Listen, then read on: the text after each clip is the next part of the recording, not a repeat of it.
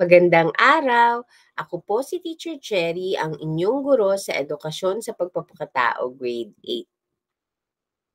Magandang buhay! Mabuting tao sa mga mag-aaral na ikawalong baitang. Dahil sa ESP, kayo'y tunay na espesyal. Handa na ba kayong matuto sa araw na ito? Magaling! Dahil ang paksa natin sa araw na ito ay ang mga sariling paraan ng pagdakila sa Diyos. Ang lilinanging pagpapahalaga, values to be developed, mapagpasalamat, gratitude. Para sa Week 5, narito ang mga kasanayan at layuning pampagkatuto. Nakapagsasanay sa pagiging mapagpasalamat sa pamamagitan ng pagpapahayag ng mga papuri at kabutihan ng Diyos batay sa relihiyon o paniniwalang kinabibilangan. Naiisa-isa ang mga sariling paraan ng pagdakila sa Diyos, na ipaliliwanag na ang mga sariling paraan ng pagdakila sa Diyos ay pagkilala sa Kanya at pagpapasalamat sa lahat ng mga biyayang tinatamasa. Nakapaglalapat ng mga sariling paraan ng pagdakila sa Diyos batay sa relihiyon o paniniwalang kinabibilangan. Narito ang mga sariling paraan ng pagdakila sa Diyos at mga implikasyon. Kung ating uunawain at isa sa pamuhay ay makapagtuturo ng landas patungo sa pinagpalang buhay. Una, tunay na pagsisisi. Walang makapagsasabi na ang isang tao ay naghahangad ng parangal ang Diyos kung hindi niya tunay na pinagsisisihan ng kanyang mga kasalanan. At ang tunay na pagsisisi ay ang pagkakaroon ng pagkasuklam sa mga maling gawa at ugali at ang pagtalikod sa mga ito. Ang makasalanang gawain, pataguman o lantad na isinagawa ay hindi kailanman makapagbibigay kaluguran sa harapan ng Panginoon. Ikalawa, ang pagsunod sa utos ng Diyos. Ito ay nangangahulugan ng pagsasaliksik sa salita ng Diyos at pagkakaroon ng determinasyon na mamuhay ayon sa mga sinasabi ng Biblia. At unti-unti, sa araw-araw nating pagsunod sa Kanya, mararanasan natin ang pagsama ng Diyos sa ating buhay. At makikita natin na ang ating mga desisyon sa buhay ay naiimpluwensyahan mismo ng Diyos na ating pinaglilingkuran. Alam nating mahirap sundin ang mga salita ng Diyos, ngunit ang katotohanan ay walang mahirap na bagay sa taong masikap. Kahit maraming hadlang sa pagsunod sa utos ng Diyos, ay magpatuloy pa rin. Laging umamin sa pagkakamali at humingi ng kapatawaran. Maging honest, mabuti man o masama ang nagawa, ay ipagtapat ito sa Diyos. Ikatlo, pagsamba. Ang pagsamba ay ang pagbibigay ng parangal, pagpupuri, paggalang, pagpipitagan, at pagluwalhati sa isang mas nakatataas. Inaasahan ng Diyos sa atin siyang sasambahin bilang kapahayagan ng ating paggalang at pagsasalamat sa Kanya. Ngunit, inaasahan din ng Diyos na magiging masunurin tayo sa Kanya. Hindi lamang niya ninanais na ibigin natin siya. Ninanais din niya na maging makatwiran tayo sa ating pakikitungo sa isa't isa at ipakita ang ating pag-ibig at kahabagan sa iba. Ikaapat, pananalangin. Ang panalangin ay isang mabisang paraan ng pakikipag-usap sa Diyos upang magpuri, magpasalamat, humingi ng tawad, at magpahayag ng mga hinaing at kahilingan. Sa pamamagitan ng pagdarasal ay naipapakita ang pagtitiwala sa Diyos Kasama sa bahagi nito ay ang pagpupuri sa Diyos.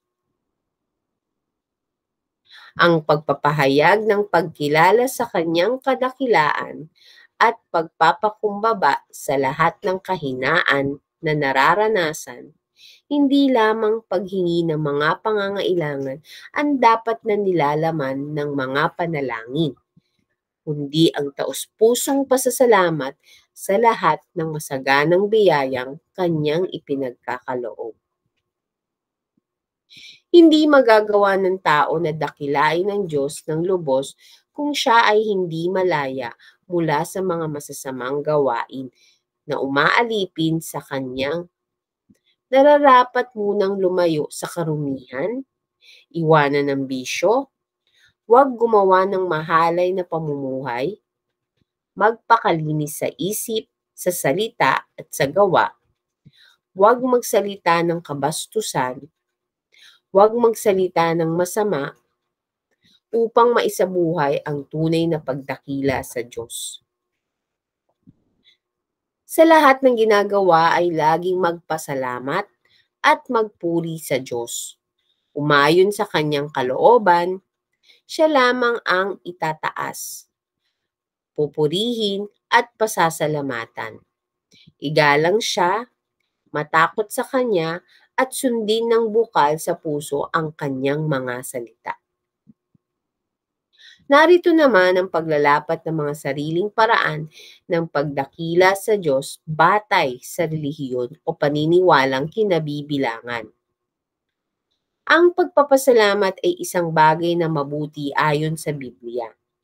Sa lahat ng mga bagay na tinatanggap natin at patuloy pa nating tatanggapin mula sa Diyos.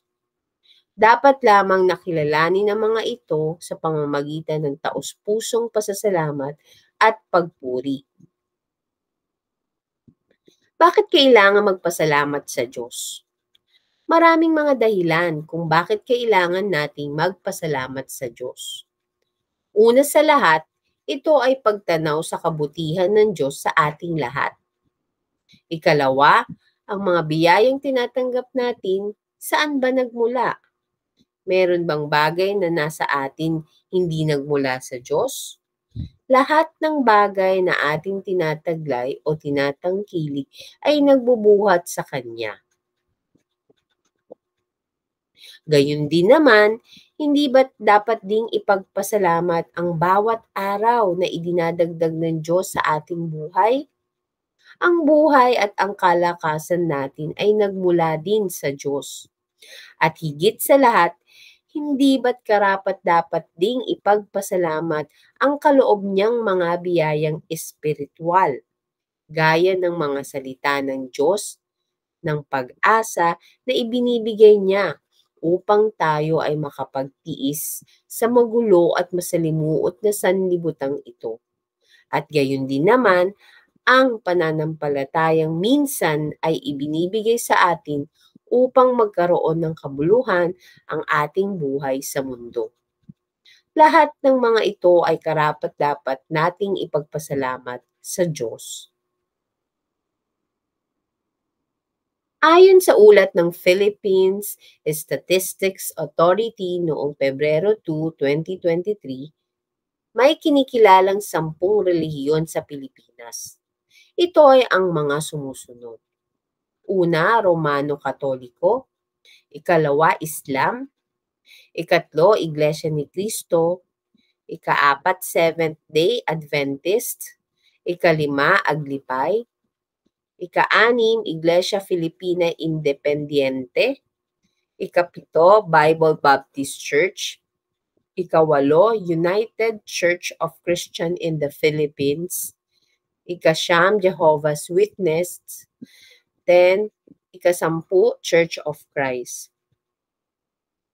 Makikita sa datos na ang Romano Katoliko, Islam at Iglesia ni Cristo ang tatlong nangungunang relihiyon sa Pilipinas.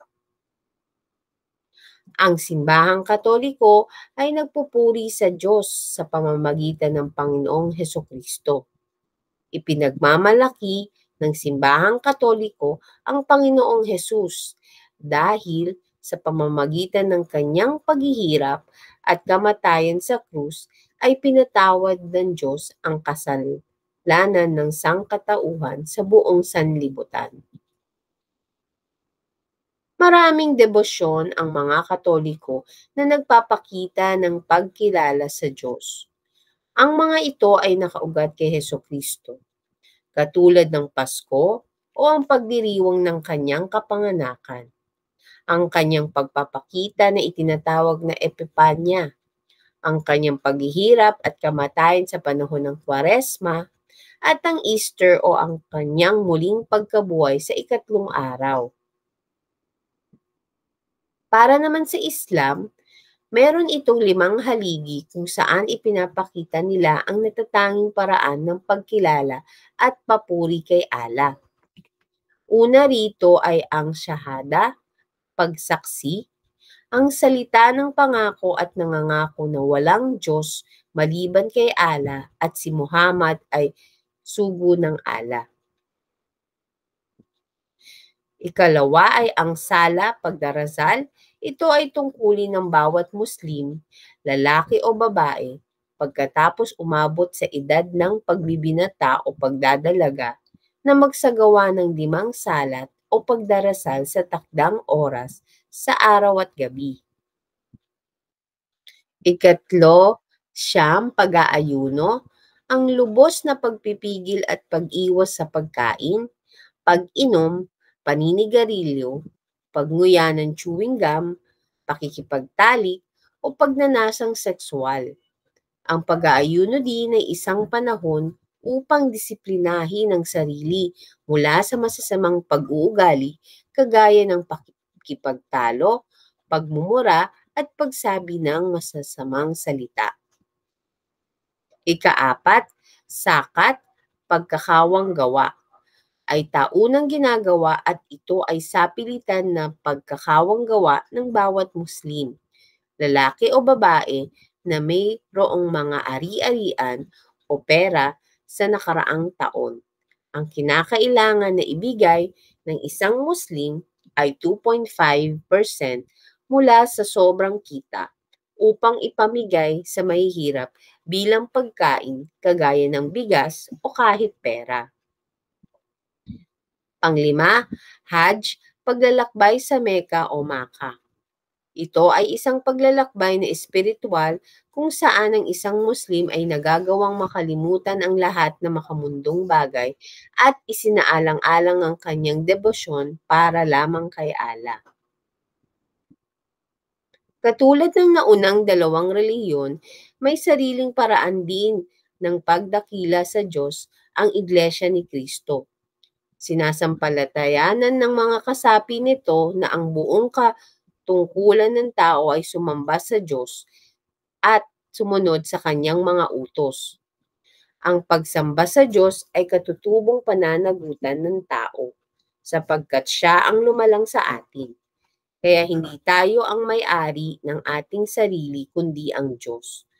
Isinasagawa nila ang pagsambang kinapapalooban ng pag-awit ng mga himno, pananalangin, pag-aaral ng salita ng Diyos at paghahandog. Ayon sa kanilang aral, si Kristo mismo ay nag-ukol ng mataas na pagpapahalaga sa pagtitipon o pagsamba.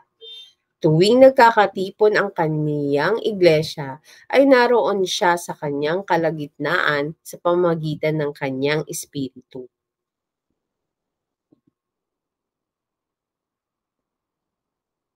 Sana'y maraming kayong natutunan sa araw na ito. Maraming salamat. Paalam.